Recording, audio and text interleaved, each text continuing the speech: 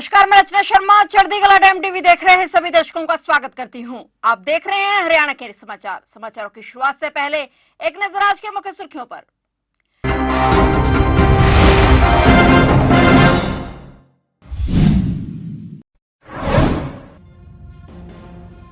किसानों का दिल्ली कूच, शंभू बॉर्डर पर अरदास के बाद चले थे 101 मर्जी वड़े। बिना ट्रैक्टर ट्रॉली के पैदल चले थे किसान। अब वापस लौटा 101 किसानों का जत्था।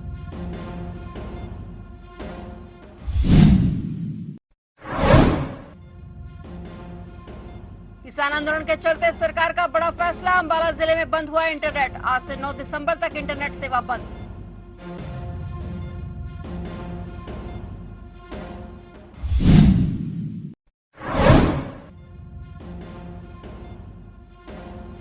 किसानों को हरियाणा में क्यों नहीं मिलेगी एंट्री, नायब सरकार ने बताया कारण। अनिल विज बोले लेनी होगी अनुमति।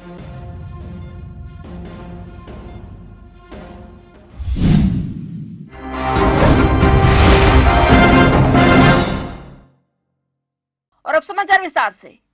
एमएसपी सहित कई मांगों को लेकर कई किसान संगठन फरवरी से शंभू बॉर्डर पर मोर्चा लगाकर बैठे थे, लेकिन अब किसानों ने पैदल ही दिल्ली कूच करना शुरू कर दिया है। आज दोपहर करीब 1 बजे संगठन से जुड़े 101 सदस्य शंभू बॉर्डर से आगे बढ़ चुके हैं। किसानों के दिल्ली कूच को लेकर जिला प्रशासन भी सतर्क है और सुरक्षा के कड़े इंतजाम किए गए। प्रशासन ने जिले में धारा 163 को लागू किया हुआ है। पुलिस प्रशासन की ओर से बैरिकेडिंग की गई। बता दें कि बॉर्डर पर किसी भी स्थिति में किसानों को ट्रैक्टर ट्रॉली लाने और प्रदर्शन की अनुमति नहीं है, इसलिए किसान पैदल ही दिल्ली के लिए निकल चुके हैं और बॉर्डर पर अर्धसैनिक बल और पुलिस के जवान तैनात हैं। बता दें कि हरियाणा पुलिस की ओर से बताया गया कि किसान दिल्ली जाना चाहते हैं, मगर उन्हें दिल्ली में प्रदर्शन की अनुमति नहीं मिली है। ऐसे में उन्हें आगे जाने नहीं दिया जाएगा। और वहीं आज फिर स्थिति तनावपूर्ण हो गई। किसानों ने पैदल जब अंबाला की तरफ बढ़ते हुए 2 बैरिकेड पार किए तो उन्हें हरियाणा पुलिस की और पैरामिलिट्री के बैरिकेड पर रोक लिया गया। किसानों ने बैरिकेड और कंटीले तार उखाड़ दिए। इसके बाद हरियाणा पुलिस ने उन्हें चेतावनी दी। किसान और पुलिस आमने सामने आ गई। किसानों पर आंसू गैस के गोले छोड़े गए। हरियाणा पुलिस ने किसानों को आगे बढ़ने से रोकने के लिए उनकी तरफ से स्प्रे भी की गई। वहीं अब 101 किसानों का जत्था अब वापस चला गया है। किसान अब आगे कर रणनीति तैयार करेंगे और आगे बढ़ेंगे।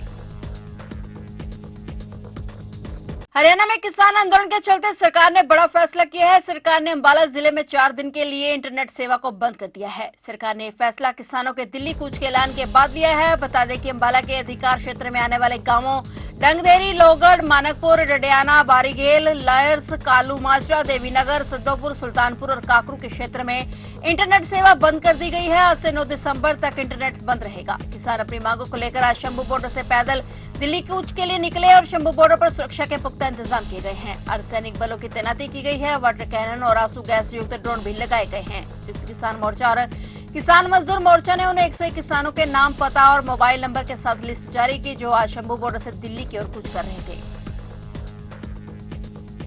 हरियाणा सरकार ने दिल्ली कूच कर रहे किसानों को राज्य में प्रवेश करने से रोक दिया है। अंबाला के शंभू बॉर्डर और जींद के खनौरी बॉर्डर पर सख्ती बढ़ा दी गई है। किसानों को दिल्ली पुलिस से अनुमति मिलने के बाद ही आगे बढ़ने की अनुमति मिलेगी। अंबाला में धारा 163 लागू होने के कारण 5 या इससे अधिक लोगों के इकट्ठे होने पर रोक रहेगी। किसानों को दिल्ली की ओर धरने प्रदर्शन की अनुमति नहीं दी गई है। दिल्ली में किसानों को प्रदर्शन की अनुमति नहीं मिलने का कारण उन्हें आगे नहीं दिया जाना जा सकता। वहीं किसान प्रदर्शन पर हरियाणा के कैबिनेट मंत्री अनिल विज ने कहा कि क्या उन्हें अनुमति ली है, उन्हें बिना की अनुमति के दिल्ली जाने की अनुमति कैसे दी जा सकती है। अगर उन्हें अनुमति मिलेगी तो ही उन्हें अनुमति दी जाएगी और किसी कार्यक्रम के लिए अगर आपको वहां बैठना है तो आपको पहले इजाजत लेनी होगी। किसानों के विरोध को देखते हुए और जिले में कानून व्यवस्था की स्थिति के कारण अंबाला के जिला प्रशासन के निर्देशानुसार जिले के सभी सरकारी और निजी स्कूल आज 6 दिसंबर को बंद रखे गए। सभी संबंधित अधिकारियों को निर्देश दिया गया था कि वे इन निर्देशों का सख्ती से अनुपालन सुनिश्चित करें और तुरंत स्कूल के प्रिंसिपलों, कर्मचारियों और अभिभावकों को सूचित करें। किसानों के दिल्ली कूच के चलते शुक्रवार को 6 दिसंबर के लिए अंबाला में सभी निजी और सरकारी स्कूलों को बंद रखने के आदेश दिए गए। जिला प्रशासन ने जिला शिक्षा अधिकारी सुरेश कुमार को आदेश दिए थे और उसके बाद स्कूल संचालकों को निर्देश दिए गए।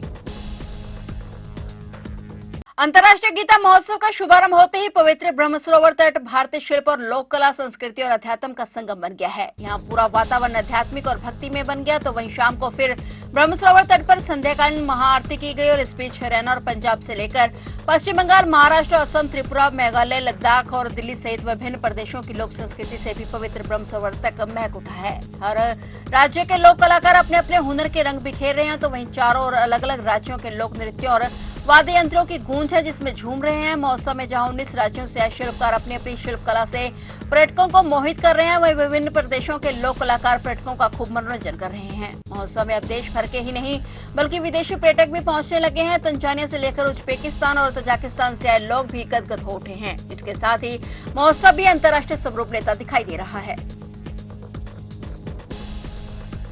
हरियाणा के मुख्यमंत्री नायब सिंह सैनी ने राज नेहरू को अपना विशेष कर्तव्य अधिकारी नियुक्त किया है। राज्यपाल के आदेश के अनुसार राज नेहरू को तत्काल प्रभाव से सीएम सैनी का ओएसडी बनाया गया है। यह नियुक्ति अस्थायी और पृथक पद पर है और राज नेहरू तब तक इस पद पर रहेंगे जब तक मुख्यमंत्री चाहेंगे। नियुक्ति के नियम और शर्तें बाद में जारी की जाएंगी। इस बाबत हरियाणा के राज्यपाल ने आदेश जारी कर दिया है। राज नेहरू को तत्काल प्रभाव से सीएम सैनी का ओएसडी बनाया गया है। राज नेहरू की यह नियुक्ति एक अस्थायी और पृथक पद पर है और वह तब तक इस पद पर रहेंगे जब तक मुख्यमंत्री चाहते हैं कि वे इस पर आसीन रहे। नवनियुक्त ओएसडी की नियुक्ति के नियम और शर्तें अब जारी की जाएंगी।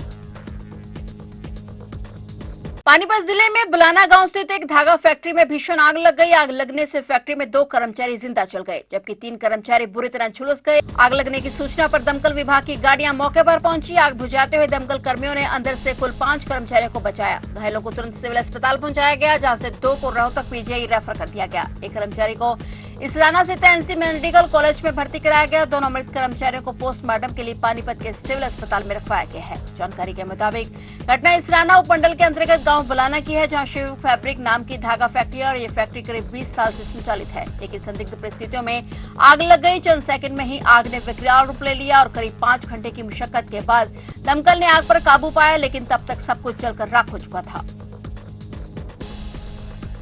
पानीपत जिले के सिवा गांव स्थित जिला जेल में एक कैदी ने आत्महत्या कर ली। मृतक की पहचान 31 वर्षीय प्रिंस उर्फ बोरिया के रूप में हुई है। उसने जेल की खिड़की पर ही चादर से फंदा लगाकर आत्महत्या कर ली। युवक हत्या के आरोप में जेल में बंद था और उसने वर्ष 2022 में अपने ही भाई की कैंची घोंपकर हत्या कर दी थी। शव को फंदे पर लटका देख जेल प्रशासन में हड़कंप मच गया। जेल में डॉक्टरों की टीम ने उसकी जाँच की तो वह मृत पाया गया। इसके बाद मामला उच्च अधिकारियों के संज्ञान में लाया गया। ड्यूटी मजिस्ट्रेट की मौजूदगी में मौके पर ही सभी आवश्यक कार्रवाई की जा रही है। मृतक कैदी के चाचा ने बताया कि प्रिंस ने एक बार पहले भी जेल में ही सुसाइड का प्रयास किया था। तब से उसने फांसी लगाई थी और लेकिन उस वक्त वह बच गया था।